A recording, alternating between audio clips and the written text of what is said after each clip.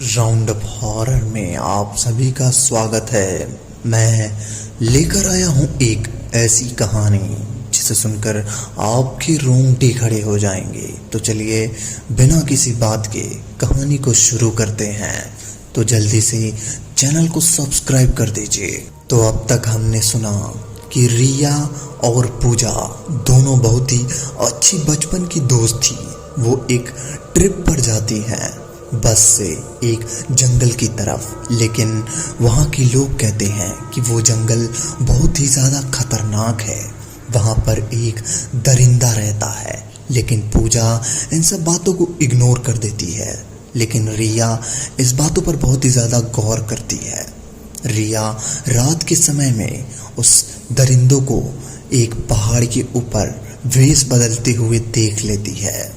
अगली सुबह रिया जंगल में एक्सपेरिमेंट के लिए और फोटो फूल पत्तियों को खींचने के लिए चल देती है, लेकिन वो गलती से रास्ता भटक जाती है। वहाँ पर उसे एक लड़का मिलता है जो कि आदिवासी की तरह ही था। वह उसे कहता है कि चलो यहाँ से तुम निकल जाओ, वरना ये जंगल बहुत ही खतरनाक है। अब आगे सुनते हैं क्या होता है। लड़का कहता है ये जंगल बहुत ही अजीब अजीब जानवरों से भरा हुआ है। यहाँ वे ऐसे ऐसे जानवर भी है जिसे देखकर तुम हैरान रह जाओगी। ये सुनकर रिया को रात वाली घटना याद आ जाती है और वो बुरी तरह से सिरह जाती है। लड़का, लो तुम्हारी मंजिल आ गई। रिया ने देखा कि उसके सभी दोस्त भी परेशान खड़े हैं। पूजा कहाँ चली गई थी? हम कितना डर गए थे। रिया, वो मैं रास्ता भटक गई थी और इन्होंने मुझे यहाँ तक पहुँचाया। पूजा, किन्होंने? यहाँ तो कोई भी नहीं है हमारे अलावा। रिया पलटकर पीछे देखती है तो वहाँ कोई भी नहीं होता है। रिया, अरे यही तो था। रिया, अब जल्दी चल, वरना प्रोफेसर से क्लास में लग जाएगी। और सभी वापस बस के पास जाने लगते हैं। बस में जाते हुए भी रिया उस लड़के के बारे में सोचती रही कि आखिर वो लड़का कहाँ गया। मेरे साथ ही तो आया था। पूजा भाप जाती है कि रिया कुछ परेशान सी है। पूजा, रिया क्या सोच रही हो? रिया कहती है, यार उस लड़के के बारे में जो मुझे छोड़ कर गया था, वरना इतने घने जंगल में मैं इतनी जल्दी वापस कैसे आ सकती थी।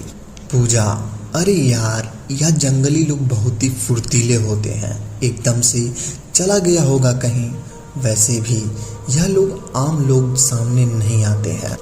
रिया को उसकी बातों पर कुछ तसल्ली सी हुई। सभी लोग होटल में आके खाना खाके और हंसी मजाक करते हुए सोने चले जाते हैं। रिया को फिर रात में नींद नहीं आ रही थी और वो रूम से इधर उधर चलकदमी करने लगती है। रिया वापस उस खिड़की के पास आके खड़ी हो जाती है। यहाँ से उस बड़ी पहाड़ी को पूरा नज़ारा साफ साफ दिख रहा था। वो पूजा को जगाने के लिए पीछे मुड़ती है, लेकिन वो घोड़े बेचकर सो रही थी। उसे जगाने का विचार मन से ही त्याग वो दोबारा उसी खिड़की पर और ध्यान से देखने लग जाती है।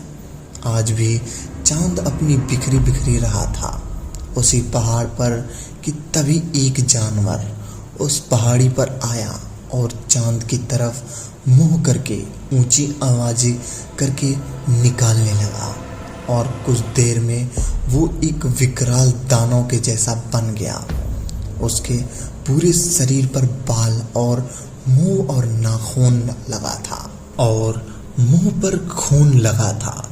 न जाने कैसे रिया यह सब इतनी दूर से साफ साफ देख पा रही थी।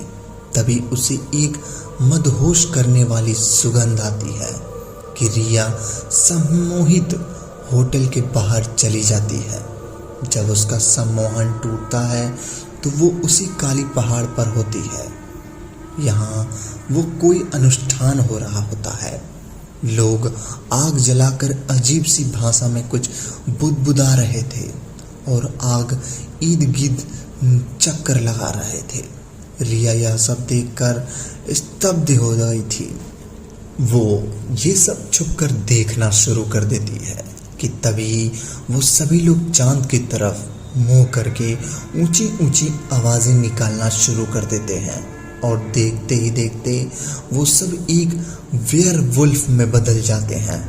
रिया ये सब देखकर बेहोश के आगोश में जाना शुरू कर देती है कि तभी वो एक वेयरवुल्फ एकदम रिया की तरफ गर्दन घुमा देता है और उसकी तरफ बढ़ना शुरू कर देते हैं। रिया ये सब देखकर आंख बंद कर लेती है कि तभी शोर शुरू हो जाता है और वो आंख खोलकर देखती है एक बहुत ही ताकतवर हट्टा कट्टा भूरे रंग का 8 फुट का वेयरवुल्फ बाकी वेयरवुल्फों से लड़ रहा है। वो किसी भी वेयरवुल्फ को रिया के पास आने से रोकता है कि इसी से साथ वेयरवुल्फ भी जख्मी हो जाता है।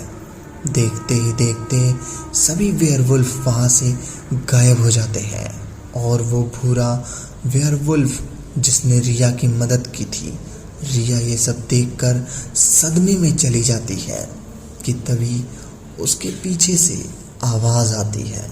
वो चौंक कर पीछे देखती है तो वो वही लड़का होता है जो उसे दिन में जंगल पार करवाता है।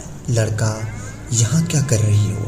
यह जंगल खतरे से खाली नहीं है, तुम्हें वापस जाना चाहिए। रिया, मुझे नहीं पता मैं कैसे आई, मुझे वापस जाने का रास्ता भी नहीं मालूम। लड़का, घबराओ नहीं, मैं तुम्हें पहुंचा दूंगा, अपनी आंखें बंद करो।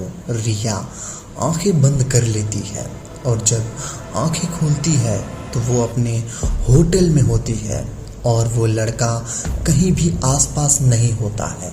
रिया के दिमाग पर अब भी वही डर हावी था और वो सीधे जाकर अपने बिस्तर में लेट जाती है। सुबह, पूजा, रिया आज तो जल्दी उठ जा यार, हम बाहर आए हुए ट्रिप के लिए। रिया कुछ नहीं बोलती है। पूजा उसे हाथ लगा के देखती है तो वो बुखार से तप रही होती है। पूजा तुरंत जाके प्रोफेसर को रिया के तबीयत के बारे में बताती है और वो लोग उसे दवाइयाँ देकर चले जाते हैं। पूजा रिया के साथ ही रुकना चाहती थी लेकिन पूजा ने उसे जाने के लिए कह दिया। आखिर कौन था वो वेयरवुल्फ लड़का और रिया का उससे क्या संबंध था, तो जानने के लिए मिलते हैं अगले भाग में। तब तक के लिए धन्यवाद। अगर वीडियो पसंद आई हो तो वीडियो को लाइक और चैनल को सब्सक्राइब कर दीजिए और बताइए हमारा वीडियो कैसा लगता है कमेंट में। धन्यवाद।